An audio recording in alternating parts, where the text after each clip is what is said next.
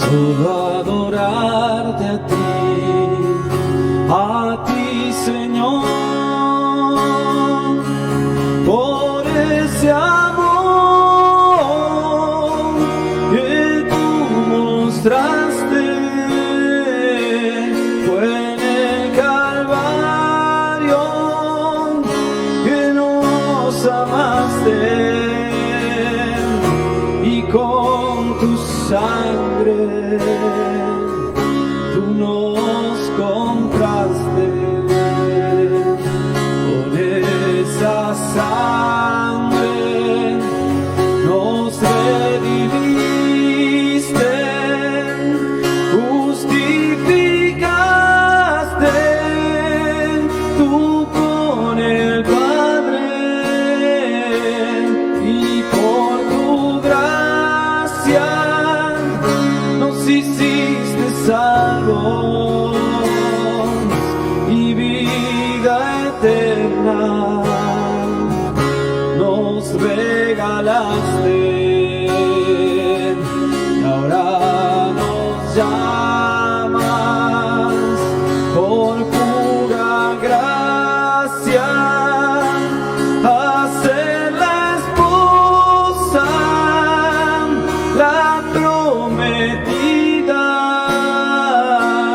que Dios prepara para aquel día he de encontrarte y he de adorarte, solo adorarte a ti, Señor, por este amor que tú mostraste. Fue en el Calvario que nos amaste y con tu sangre tú nos compraste. Con esa sangre nos redimiste,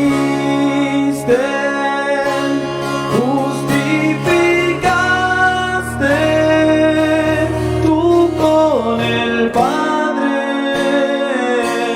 y por tu gracia nos hiciste salvos y vida eterna nos regalaste. Y ahora nos llamas por pura gracia a ser la esposa, la prometida que Dios prepara para aquel día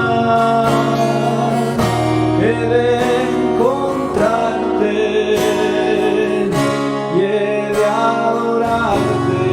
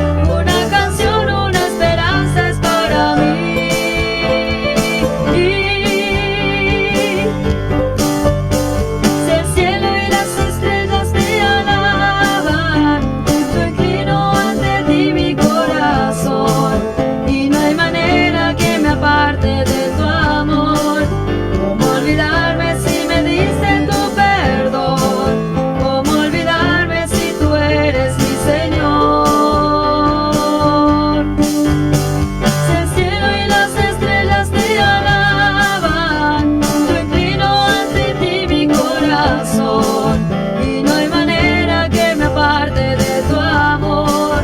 ¿Cómo olvidarme si me diste tu perdón? ¿Cómo olvidarme si tú eres mi Señor?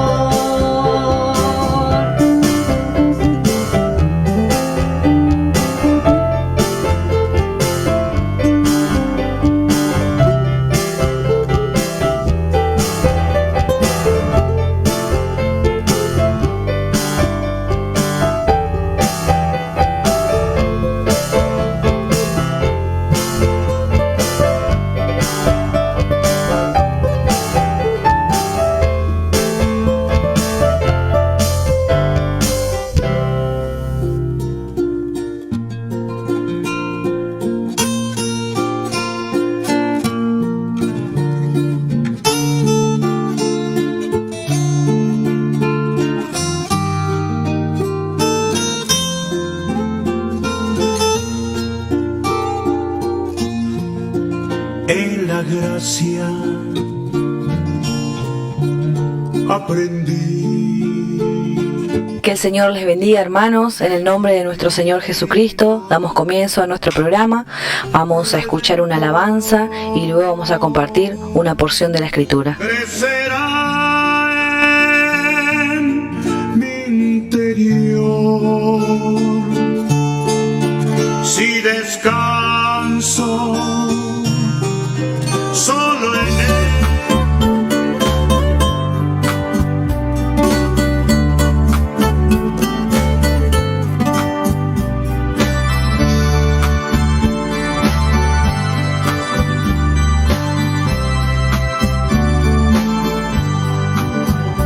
En la tierra soy un peregrino que camina en el mundo de dolor.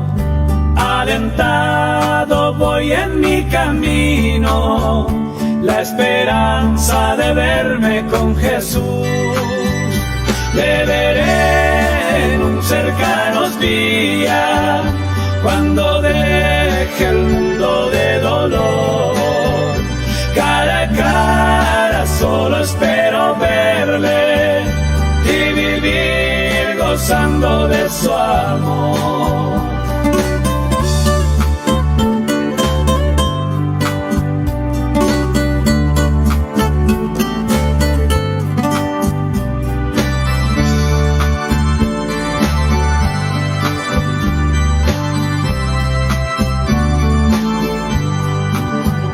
Solo estoy de paso en esta vida, donde todo ha de perecer.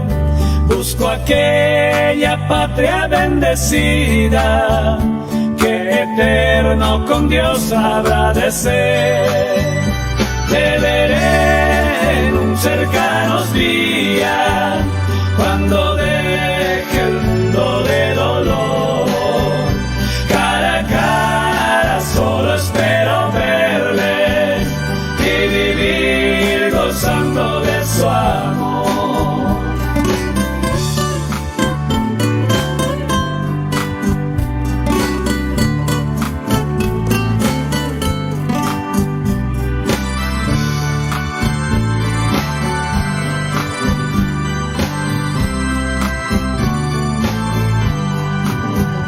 Nada importa de mis sufrimientos, ni de pruebas mil que pase aquí. Solo Cristo me dará corona, que por siglos y sin fin habrá de ser. Le veré en un cercanos día, cuando deje el mundo de dolor. Cara a cara solo espero verle y vivir gozando de su amor.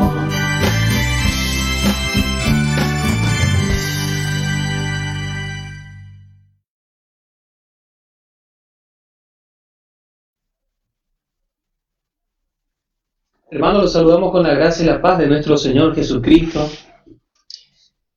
Gracias a Dios, hermanos, otra oportunidad más, otro encuentro de privilegio por la gracia de nuestro Señor. Antes de comenzar la transmisión estábamos hablando con el hermano Fernando y verdaderamente decíamos, qué gracia tan admirable, hermano, que otra oportunidad de seguir estudiando la palabra, hermano.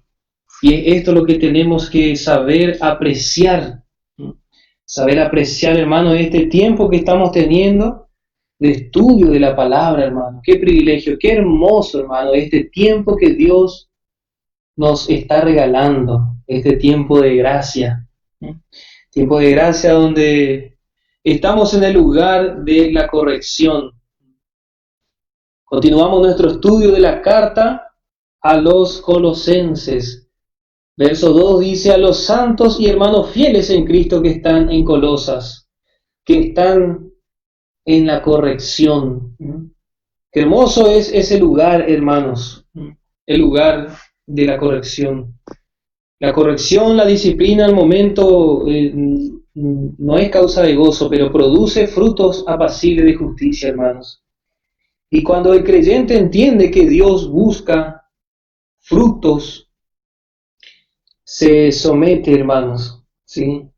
Recibe todo de parte de Dios, como lo es, una bendición. Y así es que el apóstol Pablo saluda a los hermanos que están en el lugar de la corrección. Habíamos dicho, gracia y paz a vosotros de Dios, Padre nuestro y del Señor Jesucristo. Dijimos que este era el saludo protocolar aparentemente en todas las cartas del apóstol Pablo, donde encontramos este saludo de la gracia y la paz. Y la corrección es parte de la gracia de Dios, trae paz, verdaderamente que trae paz la corrección, hermanos. Nosotros creemos que la paz es simplemente que no haya problemas, que no haya inconvenientes, que no haya turbación, pero todo lo contrario, hermano. El Señor Jesús dijo, no se turbe vuestro corazón. Mi paz os dejo, mi paz os doy. En el mundo tendréis aflicción, pero confiad, yo he vencido al mundo. Y la victoria de Cristo, hermano, es verdaderamente nuestra paz. La victoria de la cruz, esa es nuestra paz, hermanos queridos. Por la gracia de nuestro Dios. Vamos a leer el libro de Job, y qué hermoso libro, hermano, que nos enseña de la paz. Este hombre necesitaba aprender de la gracia y de la paz. Gracias a Dios, el libro de Job. Y en el capítulo 5 vamos a mirar dos versos, hermanos. Capítulo 5, verso 17 y verso 18. Dice, he aquí, bienaventurado es el hombre a quien Dios castiga. Por tanto, no menosprecies la corrección del Todopoderoso. Acá la visión es del Todopoderoso. Y nuestro Dios es así. Es todopoderoso, hermano, y Él en todo su poder decide, hermanos, corregirnos en amor. Corregirnos en amor. Y hay bienaventuranza, hermano, hay una gran dicha en ser corregido por nuestro Dios, en ser disciplinado por nuestro Dios, en ser castigado por nuestro Dios. Verdaderamente es un dicho, es una bendición, hermano. Esa era conforme lectura de la versión antigua de la Reina Valera, hermano. Vamos a mirar que en la versión contemporánea de la Reina Valera dice, dichoso aquel a quien Dios corrige. Así que agradece la corrección del Dios Todopoderoso. Y ahora escuchemos, hermano, la versión de la Biblia Jerusalén 1975. Oh, sí. Feliz el hombre a quien corrige Dios. No desprecies, pues, la lección del Shaddai. Qué hermoso, hermano. Oh, sí, verdaderamente, qué feliz, qué alegría, hermano, es recibir la corrección de nuestro Dios. Porque esa corrección es conforme verdad, conforme el bien. Si usted mira en la Escritura, el Señor Jesús hizo distinción de que Dios es el Padre de la verdad, porque la verdad es Cristo, y que hay un padre de mentira. Y hermanos, Satanás también busca corregir en la iglesia, pero corregir conforme la mentira. Esta palabra corregir va a ser utilizada en forma negativa cuando cuando los espíritus engañosos empiezan a obrar, porque no corrige nada, sino que lo distorsiona. Y es así, hermano, que la mentira, estamos aprendiendo de la palabra que puede ser quitado todo error. Gracias a Dios, verdaderamente es dichoso aquel a quien Dios corrige. Es bienaventurado, hermanos. Por eso encontramos que el apóstol Pablo saluda a la iglesia en Colosas, sí, gracia y paz. Hemos escuchado y podemos haber leído también en algunos escritos y estudios, hermano, que algunos dicen que cuando hay un hermano que está en el error, no hay que bendecirle o no hay que desearle la gracia y la paz de nuestro Dios. Hay que atender, hermanos, hay que estar atento. Cuando hay un hermano que está viviendo en el mundo, en la carne, no hay que desearle la gracia y la paz de Dios. No hay que decirle Dios te bendiga. Hermano, ese es otro error. Porque fíjense, hermanos, la epístola a los Gálatas que habían deslizado de la gracia. El apóstol Pablo dice, gracia sea a vosotros y paz. Hermano, este saludo es muy especial. El Espíritu Santo se presenta con la gracia, porque si no nos presentamos con la gracia, hermanos, no puede haber corrección. La gracia viene para corregir. La gracia viene para enderezar los pasos que están desviados, los caminos torcidos. Viene para fortalecer verdaderamente las manos cansadas. Verdaderamente la gracia viene también para establecer los pasos del creyente, para guiar los pasos de los santos de Dios. Qué hermoso, hermano, es la gracia cuando lo vemos con los ojos de la fe, hermanos, y vamos aprendiendo. Si avanzamos un poco más, otro verso, hermano, en nuestro estudio de la carta a los Colosenses, en el verso 3, Pablo dice, damos gracias al Dios y Padre del Señor nuestro Jesucristo.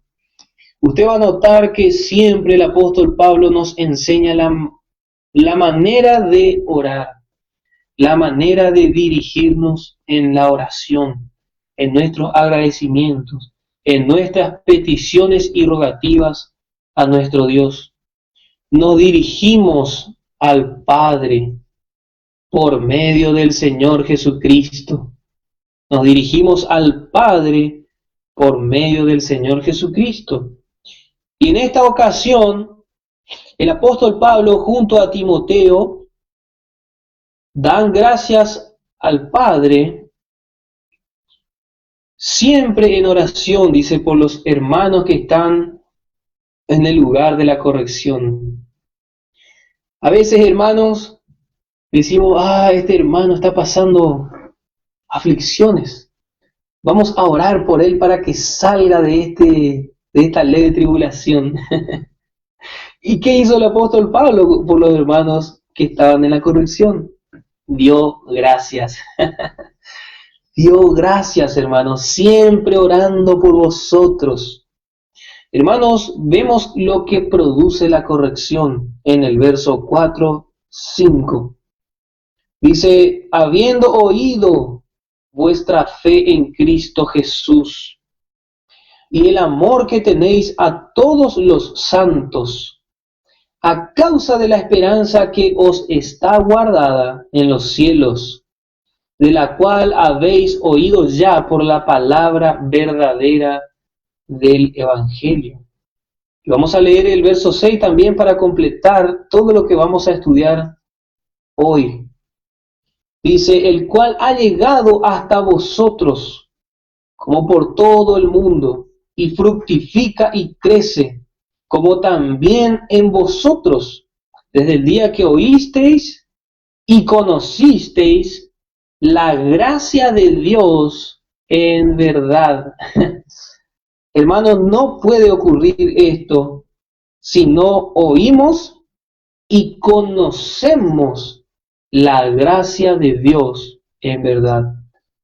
El creyente comienza a ser fructífero cuando oye y conoce la gracia de Dios en verdad. Hermanos, en este tiempo hay mucho mensaje de gracia, pero no la gracia de Dios en verdad. Hay mucho evangelio, hay mucha palabra, pero no, como dice el verso 5, la palabra verdadera del evangelio. Si leemos el verso 5 desde adelante hacia atrás, vemos que es la palabra verdadera del evangelio lo que produjo la fe en Cristo Jesús y el amor a todos los santos, y produjo una esperanza guardada en los cielos. Qué hermoso, hermano. Estas tres características, el amor, la fe y la esperanza, permanecen, dijo el apóstol Pablo a los Corintios. Mas ahora permanecen el amor, la fe y la esperanza. Más adelante vamos a ver qué significa esta palabra permanecer. ¿Por qué dice permanecen? Hay doctrinas que dicen que las profecías, las lenguas han cesado. Pero no es que han cesado, dice cesarán. Hablando de cuando lo perfecto venga, que es Cristo. Y ahí dice el amor, la fe y la esperanza permanecen. Y vamos a notar más adelante allí, que es la base del edificio espiritual. La base del edificio espiritual es el amor, la fe y la esperanza, hermano. La fe no puede vivir sola. Así como el hombre no puede vivir solo, necesita su ayuda idónea. Y cuando el hombre se va a trabajar, ¿qué pasa? No puede vivir solo también la mujer. Entonces empieza a pedir un hijo a Dios. Así lo vemos en la vida de Ana. Y la fe no puede vivir sola, hermanos. Tiene que tener dos hijos, el amor y la esperanza. Y este es el carácter de los santos fieles, los santos que atraviesan el lugar de la corrección. No podemos aprender fidelidad si no somos corregidos. Y luego de haber sido corregidos, debemos recibir esa corrección. ¿Sí? Hemos visto en otra oportunidad los estudios del hijo pródigo. Y este hombre verdaderamente ha atravesado una corrección muy difícil en su vida. Hasta que se paró y dijo, volveré a la casa de mi padre. Así es, hermano, la corrección nos llevará hasta ese lugar. Nos humillará tanto que nuestro corazón ya no encontrará más deseo en la carne. Y allí Dios nos mostrará que lo único que a Él le interesa es que la vida de Cristo. Porque Dios lo que quiere formar en nosotros, hermano, es su carácter, el carácter de Cristo. Por eso es que este hijo pródigo tuvo que notar que en el mundo ya no hay nada. En el mundo ya nada satisface, no hay ninguna victoria allí. Y Dios permitió, porque tiene que formar el carácter de Cristo. Entonces se levantó y yo me voy a la casa de mi padre. Allí tengo pan, allí hay bendición, allí hay, encima hasta los que sirven tienen comida. Y yo estoy acá. Hermanos, vemos la corrección de Dios siempre a favor de los hijos. Y ahora estamos estudiando esta palabra que llega a tiempo. La palabra que quiere advertirnos antes de llevarnos a este estado de sufrimiento y aflicción. Vemos la gracia de Dios siempre, hermanos. Y la gracia de Dios produce fe, porque es palabra verdadera. Cuando la palabra es verdadera, el Evangelio produce fe. Y vemos que el Evangelio, habíamos visto que ha sido predicado en Frigia. Y de esa manera el Evangelio llegó hasta los colosenses y produjo fe. Y así nacieron de nuevo estos hombres. Pero ahora esta fe, esta palabra fe utilizada en este verso, viene del griego pistos. Mayormente en casi todas las epístolas encontramos esta palabra en griego pistos. Pistos. Habíamos visto nosotros en el verso 2 la palabra fieles, que también es la palabra pistos. Creo que ya nos estaban acordando, hermanos. Bueno, vamos a anotar de nuevo. La palabra fe, acá es la misma palabra griego pistos. Esta palabra refiere a la persuasión, a la credibilidad que genera la persona, una convicción. Fíjese que esta palabra pistos es utilizada ahora no para la influencia interna, sino para la influencia externa. Genera credibilidad, convicción, confianza en Cristo para salvación. Y ahí vimos también la fidelidad, fiel y gracia. Esto refiere toda esta palabra pistos en el griego, que acá es utilizado para la fe. Habiendo oído de vuestra fe en Cristo Jesús, habiendo oído la credibilidad que tienen ustedes en Cristo Jesús, la convicción, la confianza en Cristo, la fidelidad. Verdaderamente en la corrección vamos a aprender a creer más y más en nuestro Señor. Y esta corrección va a generar que nuestro entorno vea que somos hijos de Dios, somos creyentes. Muchas veces, hermanos, nuestro entorno no conoce que somos creyentes, pero Dios va a tener que enviarnos a ese lugar de la corrección para fortalecer, perfeccionar y que así sea crecida nuestra fe. Estos santos en Colosa verdaderamente vivían conforme a su fe, vivían por la fe, andaban por fe. El andar por fe ha sido muy mal interpretado a lo largo de los años. Incluso tenemos la oportunidad de leer lecciones, escritos, estudios y de escuchar predicaciones de hermanos que han alcanzado a conocer la gracia, de decir que andar por fe nos ampara o nos acredita de poder andar también en la carne. Esta carta también nos va a enseñar lo que es la fe verdadera, una fe creíble, ¿sí? Una fe creíble. Esta palabra fe en el Antiguo Testamento, hermanos. Ahora vamos a hacer una diferencia de la utilización en la Escritura de la palabra fe en cuanto a Dios y en cuanto a los hombres. ¿Quién es el autor y consumador de la fe? ¿Quién es el que empezó y quién es el que produce y genera la fe? ¿Quién es el que consuma la fe o consumó la fe? Es el Señor Jesucristo. Y en el Antiguo Testamento vemos a nuestro trino Dios obrando siempre en vista a Cristo. Y en vista a Cristo, todos los libros del Antiguo Testamento va trabajando y Dios va mostrando su fidelidad. Entonces, en el Antiguo Testamento la palabra fe suele usarse con referencia a Dios. Vamos a mirar en el libro de Deuteronomio, capítulo 7, verso 9. Capítulo 7, verso 9.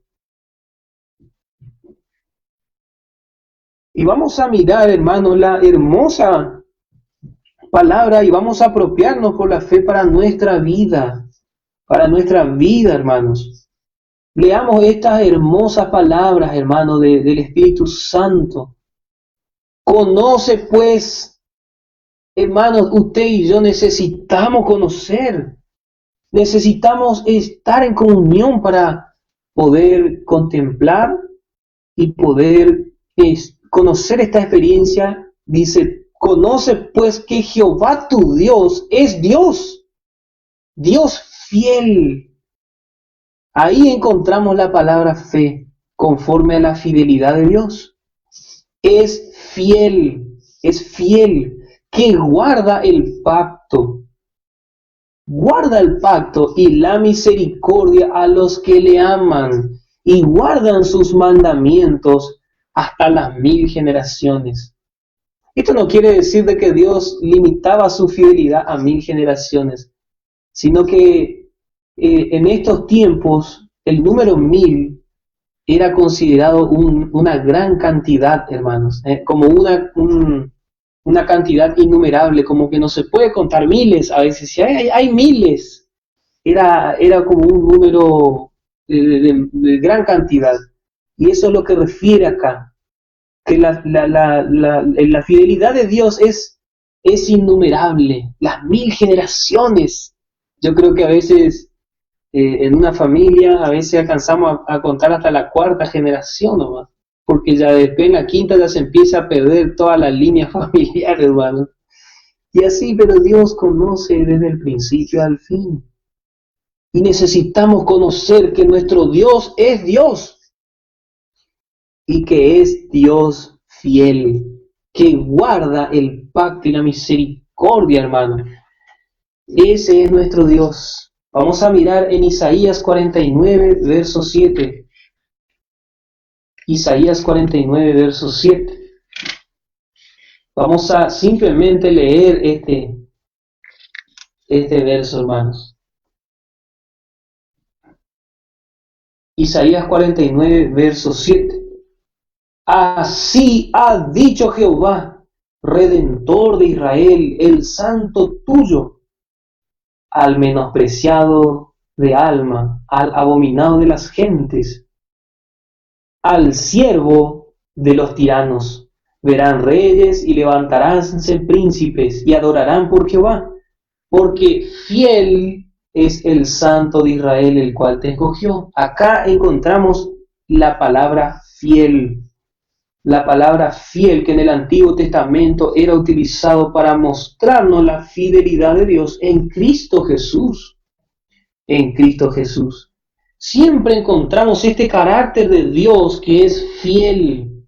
Y como Dios quiere llevarnos a que su carácter sea manifestado en nuestras vidas, la única manera, hermano, es que llevarnos al lugar de la corrección. A veces estamos ya crecidos o entendiendo los tiempos y la voluntad de Dios, que no vamos a necesitar atravesar aflicciones, vamos a recibir la palabra a tiempo, hermano. Bien dice el Señor Jesús en sus cartas: el que tiene oído para oír, oiga lo que el Espíritu dice a las iglesias. Gracias a Dios. Bueno, este es el carácter de Dios, la fe de Dios. Y ahora vamos a notar la fe de los hombres, que refiere a la entera confianza en Dios. La entera confianza en Dios. Cuando vemos el carácter de Dios, la fe es vista en su fidelidad. En su fidelidad. Pero cuando vemos la fe aplicada a los hombres, refiere a la entera confianza en Dios.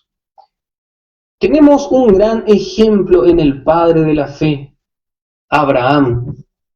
Génesis 15, verso 6 dice: y creyó Abraham a Dios y le fue contado por justicia. Tenemos el inicio de la vida de este hombre de fe. En Hebreos 11, verso 8, ahí encontramos que él salió de Ur sin saber dónde iba. Qué hermosa fe, hermanos, ¿eh? Hoy en día, cuando otra persona te dice, vamos a viajar a Buenos Aires, ¿y qué rápidamente hacen los hombres? Bueno, ocupan la tecnología, aplican el GPS, ya van viendo cuánto combustible van a gastar, cuántos kilómetros hay, ya está todo entendido. Sabemos por qué ruta vamos a ir y no hace falta fe, no hace falta creer, porque ya estamos viendo a dónde nos vamos. Ya estamos viendo a dónde nos vamos. Y con esta frase, hermano, vamos a ver que la fe fe no puede vivir sola, necesita de la esperanza. Y la esperanza no es aquello que se ve, sino lo que no se ve. Vamos a ir viendo a poco, hermanos. Bueno, salió de Ur sin saber dónde, hermanos. Qué hombre de fe que escuchó la voz de Dios y él salió.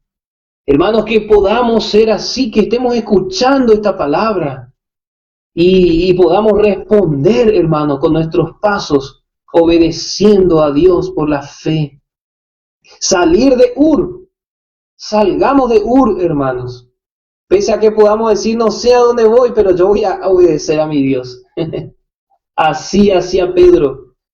Pedro no entendía, no conocía, pero él se iba detrás del Señor Jesús. Él miró la tempestad y dice, Señor, ¿eres tú?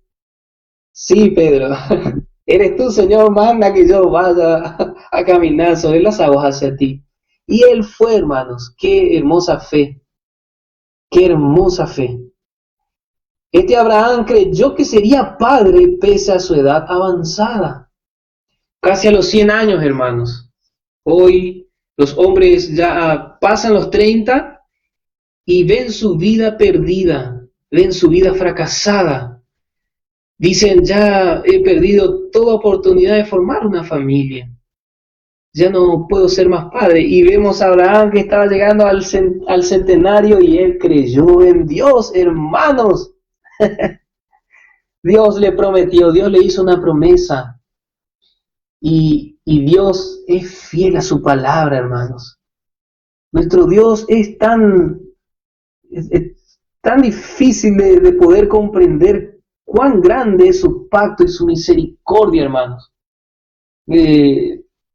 Ayer, hermano, anteayer creo que fue, yo le había dicho a mi hija que si comía toda su comida le iba a dar una recompensa. Y resulta ser que terminamos de almorzar y bueno, ella terminó de comer y papi, estoy esperando mi recompensa, me dijo, y yo me olvidé de la recompensa, hermano. No pasó ni media hora que terminamos de comer. Y del rápido tuve que sacar algo para poder darle y satisfacerle, hermano. Qué débil somos en nuestras palabras, hermano. Yo me olvidé, ni media hora ya me olvidé lo que le dije a mi hija. Pero nuestro Dios no es así, hermanos. Qué diferente es nuestro Dios. Dios prometió, dice la palabra, fiel es el que prometió. Hermanos, Abraham estaba empezando su vida junto a Dios. Y él pudo ver y creer que fiel es el que prometió. Pese a su edad avanzada, él salió de Ur y creyó que iba a tener un hijo. Y cuando Dios le pidió que entregue a ese único hijo, él no se opuso. Jamás. Bueno, anote allí, hermano, Hebreo 11, verso 17 al 19.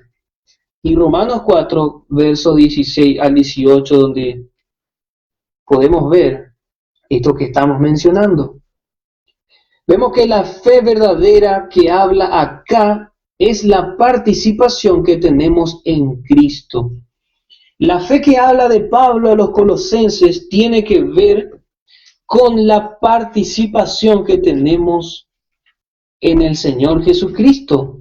La vida victoriosa con el Señor Jesucristo y el impacto de la gracia de Dios en la corrección. Vamos a leer la primera carta de Pablo a los Corintios, capítulo 1, verso 9. Fiel es Dios, por el cual sois llamados a la participación de su Hijo Jesucristo, nuestro Señor. Hermanos, qué hermoso, hermano, que fiel es Dios. Él por su fidelidad provoca fe en los creyentes, que esa fe sea progresiva y crezca. Vaya yendo hacia la herencia que tenemos en Jesucristo.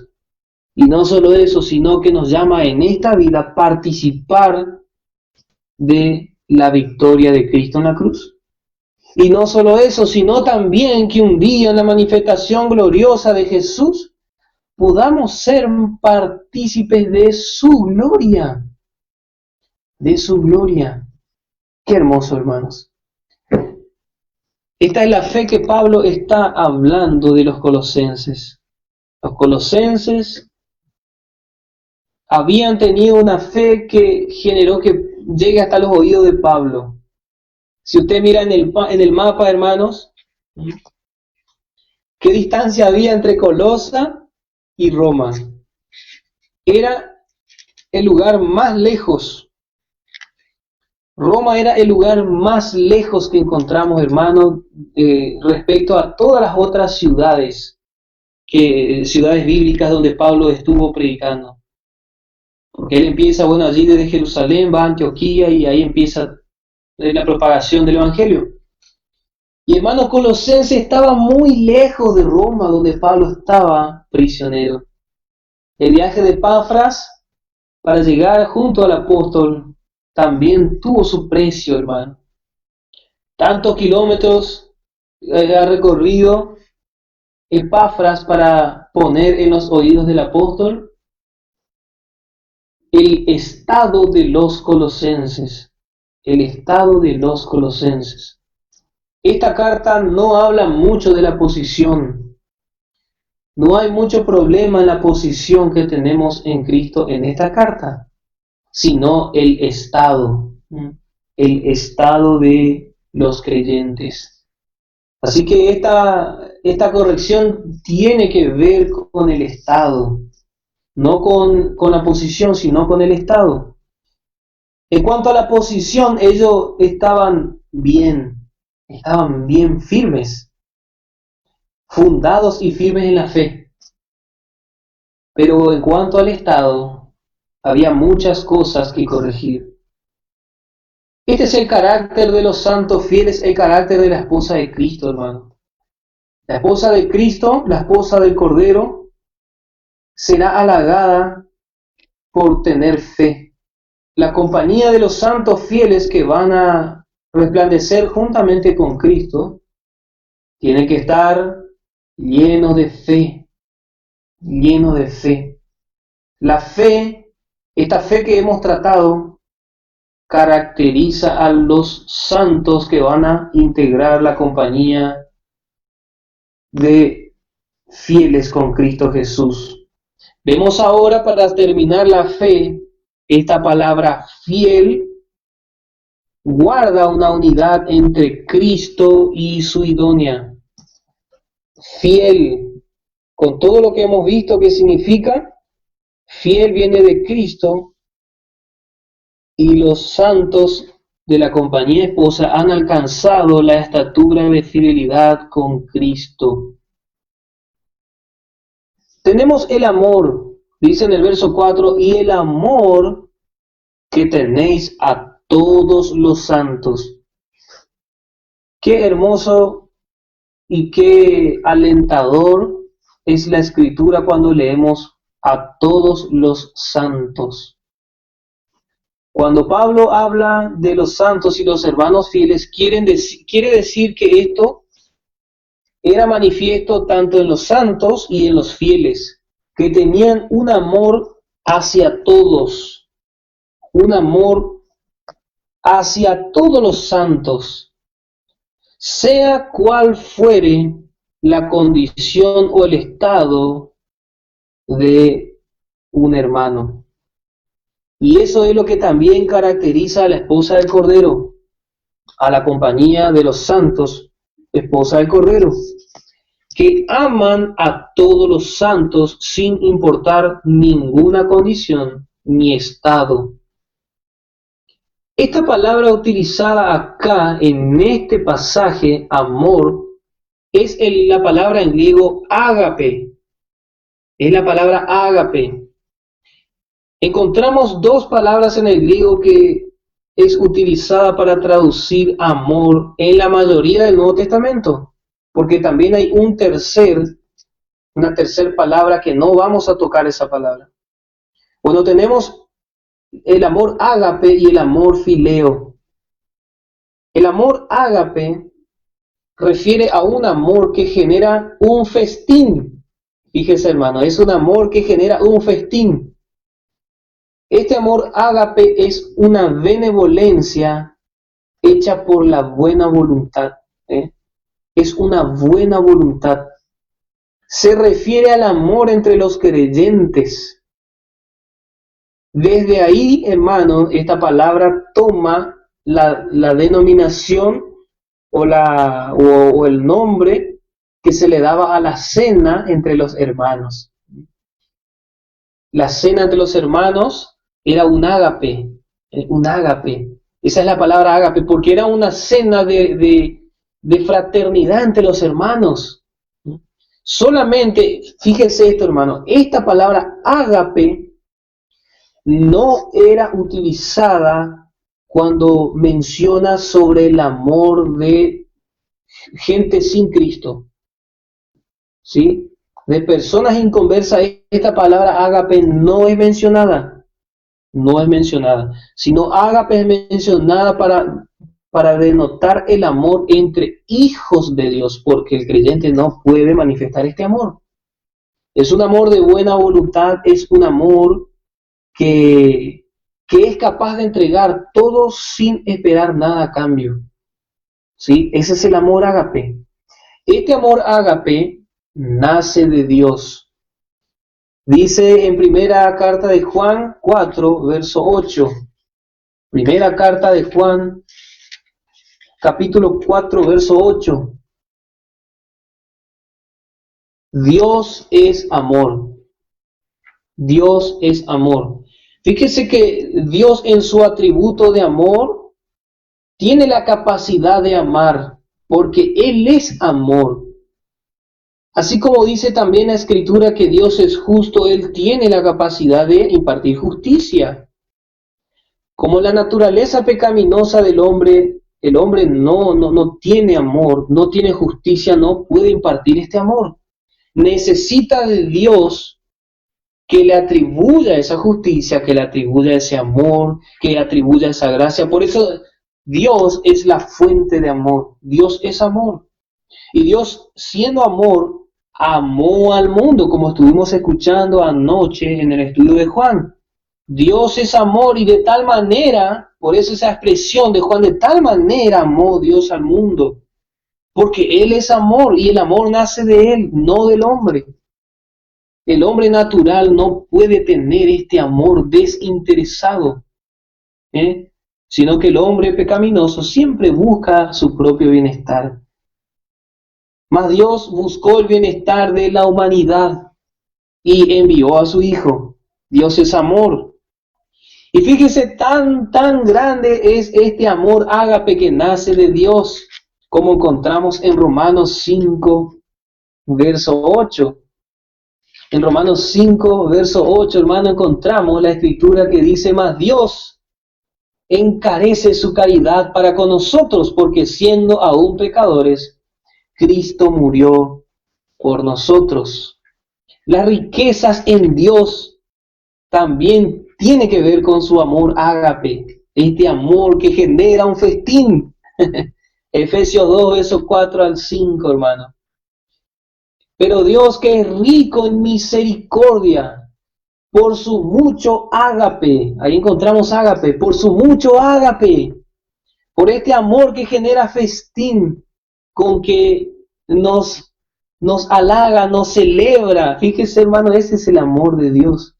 Por su mucho ágape, con que nos agapea, quiere decir. Qué lindo, hermano.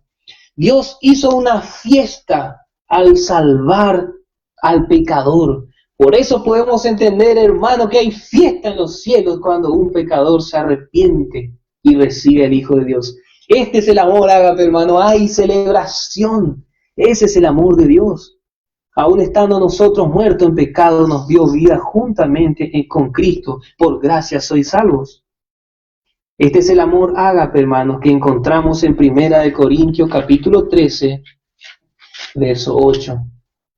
Este es el único amor que puede, dice, el amor nunca deja de ser.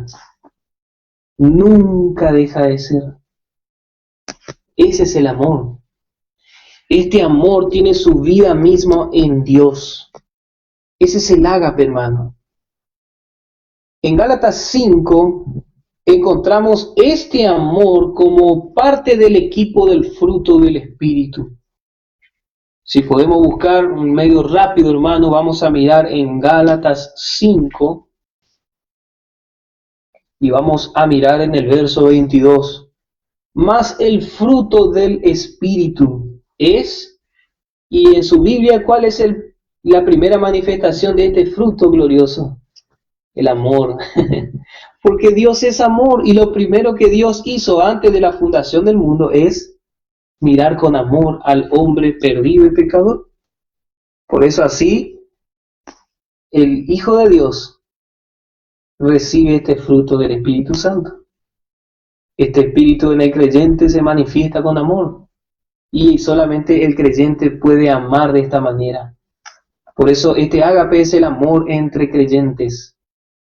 Este es Gálatas 5, el fruto del Espíritu. Bueno, y el amor fileo significa simplemente un cariño, un sentimiento de amistad. Ese es el amor fileo. El hombre natural sí puede dar, hermano, el amor fileo. Significa simplemente un cariño, un sentimiento de amistad. Hasta allí llega el hombre natural. Pero ya no puede más. Por eso no puede ser salvo. Porque no puede amar a Dios. Necesitamos del amor de Dios. Necesitamos de Dios que es amor. Allí, hermanos, ya hemos visto el lado de Dios en cuanto al amor y vemos el lado del creyente. Este es el amor, hermano. Nace en Dios, pero Dios necesita, quiere, desea que el carácter de Cristo sea formado en nosotros. Y verdaderamente que estos colosenses tenían amor, ágape. Estaban generando gozo en el corazón de Pablo. Ese es el ágape, un amor que genera un festín. Pablo recibe la noticia de los colosenses que aman a todos los santos. ¿Y cómo terminó el corazón de Pablo? Contento, alegre.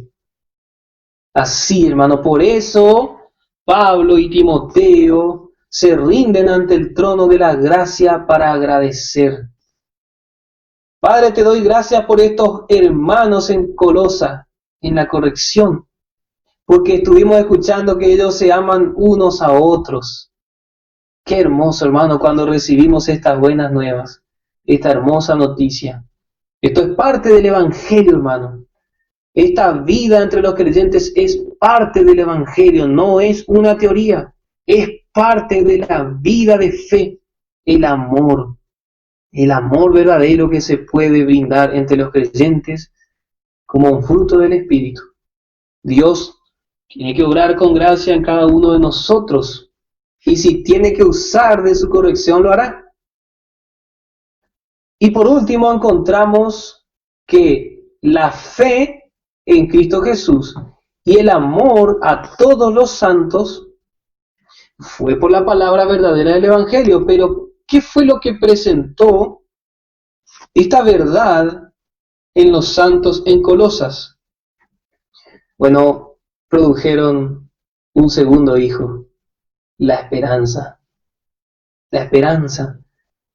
Dice que la causa de la fe y del amor es la esperanza. Vemos en el verso 5 del capítulo 1 de Colosenses. A causa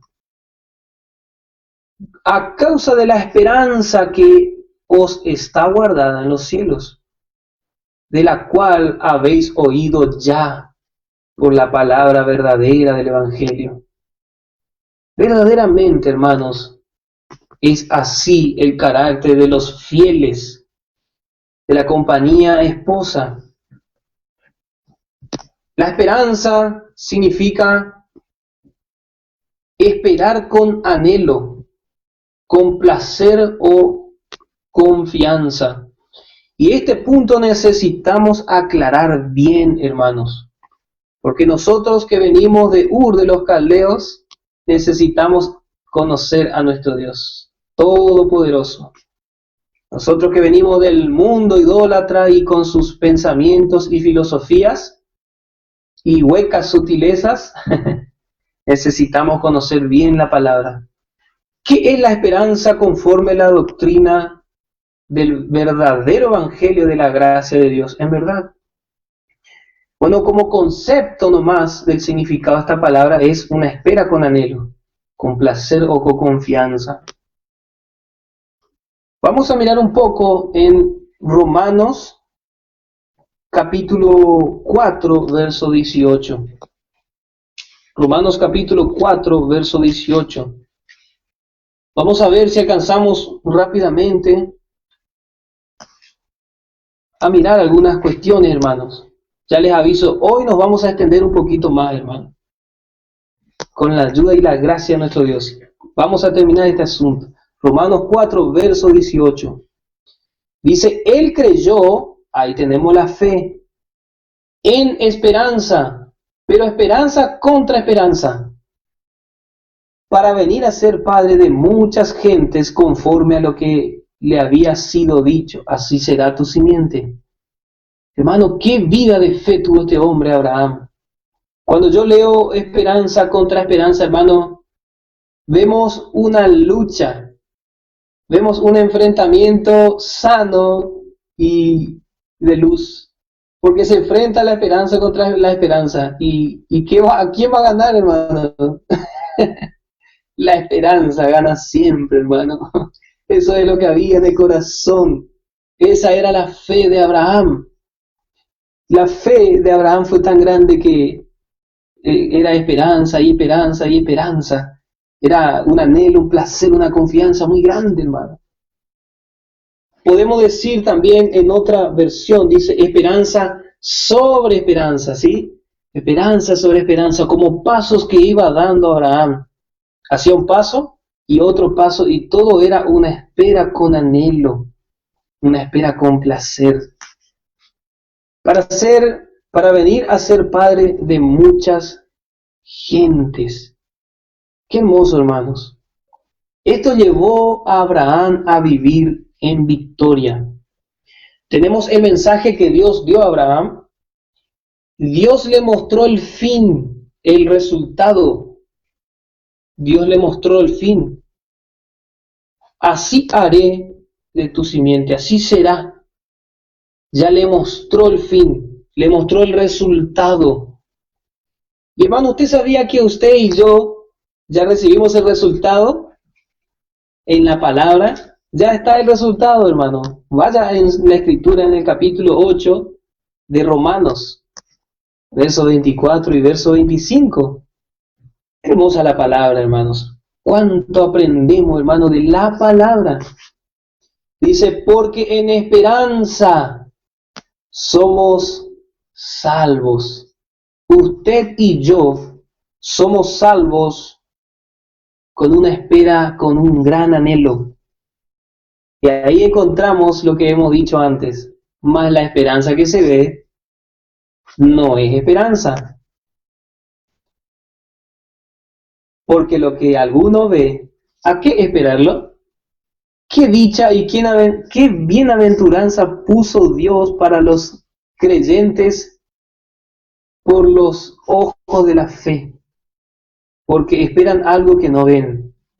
Por eso es que, hermano, es más aplicado a nosotros, hijos de Abraham, a los de la fe en este tiempo de la iglesia, porque no vemos, no hemos visto al Señor, no hemos palpado a lo que era tocante al verbo de gloria. No hemos escuchado con nuestros oídos naturales al Maestro. No hemos tenido ese gran privilegio, hermanos, de ver al Señor Jesús, al Dios manifestado carne. Pero dice la palabra que es una locura salvar a los creyentes. ¿Por qué? Para Dios le place esto, hermanos, que seamos salvos en esperanza, que esta noticia que llega a nuestras vidas, que llegó a nuestras vidas, que nos diga, Cristo murió por nosotros, siendo nosotros pecadores. y creemos. Esa es la fe, hermano, creer. Y esta esperanza, hermano, tiene la base en la muerte, sepultura y resurrección de Cristo. Por eso, hermano, nos identificamos con Cristo en su muerte, pero levantamos, Dios levanta nuestra cabeza. Y allí Pablo dice, creo a la iglesia, a los tesalonicenses, hermano, mirando hacia los cielos, de donde esperamos también a nuestro gran Salvador Jesucristo. Así es, hermano, esa es la esperanza que levanta nuestra cabeza, nuestra mirada hacia arriba, hacia los cielos, y allí esperamos con placer el regreso de nuestro Dios. Fíjese, hermano, que hemos visto la fe y el amor primero en Dios, pero ahora la esperanza estamos viendo primero en la del creyente. Gracias a Dios. Esta esperanza nos lleva a vivir en victoria. Nos lleva a vivir en victoria, hermanos. Vamos a mirar 2 versos más en cuanto a la esperanza del creyente. 3 versos más, hermanos. Dice en Romanos capítulo 5, verso 3 y verso 5. Dice, y no solo esto, mas aún nos gloriamos en las tribulaciones. Ahí vemos la corrección en la vida de los creyentes. Todo por Cristo. Estamos firmes en la gracia, por la fe en Cristo, y nos gloriamos en la esperanza de la gloria de Dios. Esperamos la gloria de Dios. Anote esta pregunta, ¿quién es la gloria de Dios? Y ya vamos a contestar. Y no solo esto, más aún nos gloriamos en las tribulaciones, sabiendo que la tribulación produce paciencia, y la paciencia prueba, y la prueba ¿qué produce, hermano? Esperanza. Por eso, hermano, que es tan importante el lugar de la corrección. Dios quiere levantar nuestra cabeza para esperar con placer, con gozo y confianza la venida del Señor Jesucristo. La venida del Señor Jesucristo. Somos justificados por la fe, tenemos paz para con Dios, estamos firmes en esta gracia, nos gloriamos en la esperanza, pero también necesitamos aprender a gloriarnos en las tribulaciones y en la prueba. Y aprendemos también paciencia. Todo esto con el fin de que sea forjado en nosotros la esperanza. ¿Por qué? La esperanza no avergüenza, hermanos, porque el amor de Dios está derramado en nuestros corazones por el Espíritu Santo que nos ha dado. Este amor nuevamente es el ágape. Cristo mismo es como que Cristo era una sustancia, fue derramado, dice nosotros. Parece ser que Cristo se arrojó sobre nosotros. Se arrojó Cristo sobre nosotros cuando hemos recibido ese sacrificio que hizo por nosotros. Por eso es que Pablo está tan empecinado, tan obsesionado por asegurarle esto a los creyentes. Vemos el verso 6, dice, porque Cristo cuando éramos flacos a su tiempo murió por los impíos. Hermano, usted y yo necesitamos entender que esto fue así. Usted y yo, impíos, contrarios a Dios. Pero Cristo murió por nosotros. Dígame, hermanos, si esto no es ágape. Esto es un amor tan glorioso, hermanos. Romanos 5, versos 3 al 6 hemos leído. Vamos a mirar la primera carta de Juan, capítulo 3, verso 3. La primera carta de Juan, capítulo 3, verso 3. Y vamos a notar la obra de la esperanza en el creyente. La obra de esta esperanza. Dice, y cualquiera que tiene esta esperanza en él, se purifica, como él también es limpio, es puro. ¿Por qué dice esto? Si lo sacamos de contexto, hermano, no vamos a entender. Pero si leemos el verso anterior, y el anterior dice el verso 1, mirad cuál amor nos ha dado el Padre, ¿Cuál es el amor que nos ha dado el Padre? Es el amor ágape, es Cristo. Mirad que nos ha dado a Cristo, podemos decir. Que seamos llamados hijos de Dios. Por eso Juan también dijo, esta es la voluntad de Dios, que no es de carne ni sangre, sino que aquel que recibe a Cristo, le sea dada la potestad de ser llamar hijo de Dios. Bueno, dice, que seamos llamados hijos de Dios, por esto el mundo no nos conoce, porque no le conoce a Él. Muy amados, ahora somos hijos de Dios. Téngalo por seguro, hermano. Somos hijos de Dios y aún no se ha manifestado lo que hemos de ser. Pero sabemos que cuando Él apareciere, seremos semejantes a Él, porque le veremos como Él es. Y cualquiera que tiene esta ¿esperanza de qué? De la aparición de Cristo, la venida del Señor Jesucristo. Hermanos, cuando nuestra vida es amando la venida, la purificación de nuestra vida toma vida. Vida propia podemos decir, porque la purificación, la santificación, la hora de la santificación viene a nuestra vida conforme a esta esperanza. Por eso Pablo, hermanos, habló de una corona que está basada en la esperanza de la venida de Cristo. Por eso él dice, y no solo a mí me está reservada, guardada esta corona, sino a todos los que aman la venida del Señor. Y el que ama la venida del Señor le está esperando. ¿Le está esperando, hermano? Sí, tenemos que reconocer si le estamos esperando, y si no le estamos esperando, tenemos que reconocer, hermanos. Bueno, hemos hecho una pregunta. Nos gloriamos en la esperanza de la gloria de Dios. ¿Quién era esta esperanza? Esta esperanza, dice la Escritura en primera carta de Timoteo. Vamos a mirar en la primera carta de Pablo a Timoteo, capítulo 1, verso 1. Parece ser que Pablo estaba con su alumno, con su único alumno. No sé si usted ha conocido un maestro que tiene un solo alumno en una escuela. Generalmente las escuelas más humildes, en los lugares más alejados, tienen un solo alumno. ¿Y qué hace ese profesor? Todo su conocimiento, toda su experiencia basada en ese único alumno. Y así estaba Pablo con Timoteo. Le dice, Pablo, apóstol de Jesucristo por la ordenación de Dios, nuestro Salvador, y del Señor Jesucristo, nuestra esperanza. La esperanza de Pablo y Timoteo era el Señor Jesús. La espera con gozo y placer y anhelo era Cristo. ¿A quién esperamos? A Cristo. La esposa, ¿qué dice la palabra, hermano? En Apocalipsis dice, la esposa dice, ven. Ese es el carácter de la esposa del Cordero. Dice, ven. Ven, Señor Jesús. Ven. La esposa le está esperando al esposo. La esposa ya está ataviada. Ataviada. Y vamos a terminar con esto, hermano.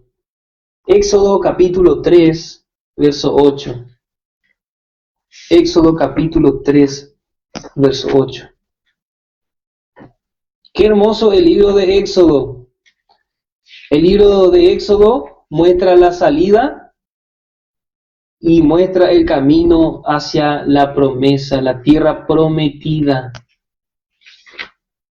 Éxodo capítulo 3. Vemos en este capítulo que Dios empieza a obrar. Dios toma a su líder para liberar al pueblo. Este líder es figura de Cristo, el libertador. Dice en el verso 8, y he descendido para librarlos de mano de los egipcios. Cuando Dios dice y he descendido, no puede ser que Dios descienda a la tierra, porque hermano, la tierra no podría soportar la gloria de Dios que iba el planeta Tierra iba a terminar en ruinas, iba a dejar de existir.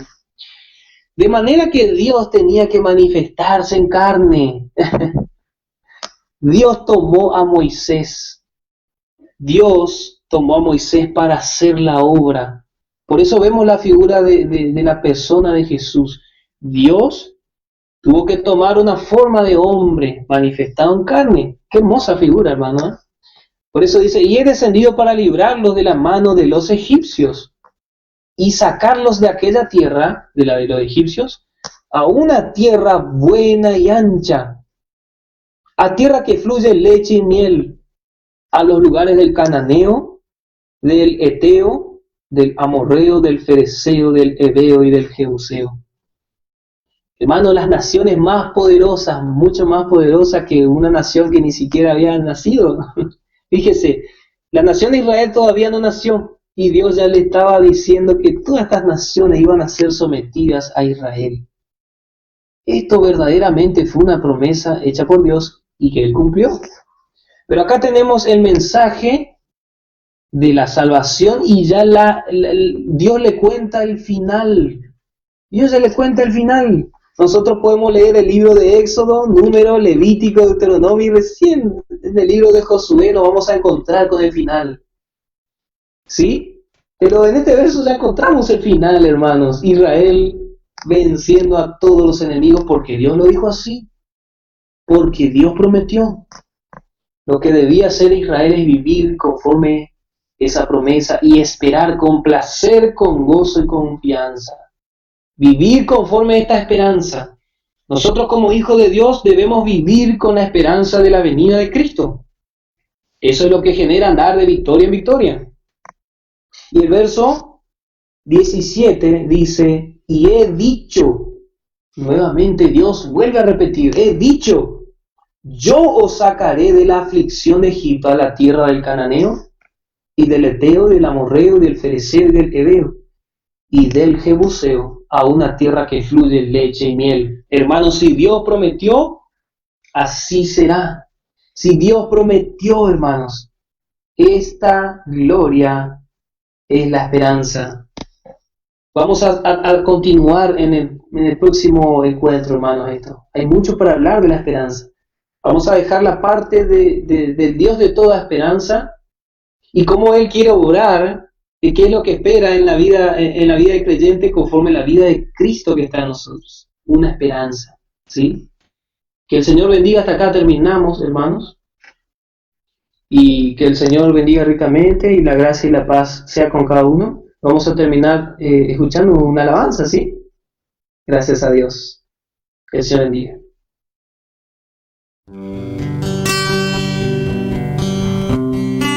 Junto a mis hermanos, en la presencia de mi Dios, en el nombre de Jesús ungidos, guiados por el Consolador, escriturales alabanzas con guitarra, con pandero y palma, todo es para Él.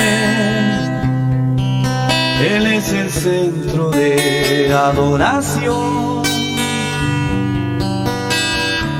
Es el Salvador, es el Cristo, es el Señor. Todo es para Él. Él es mi amado.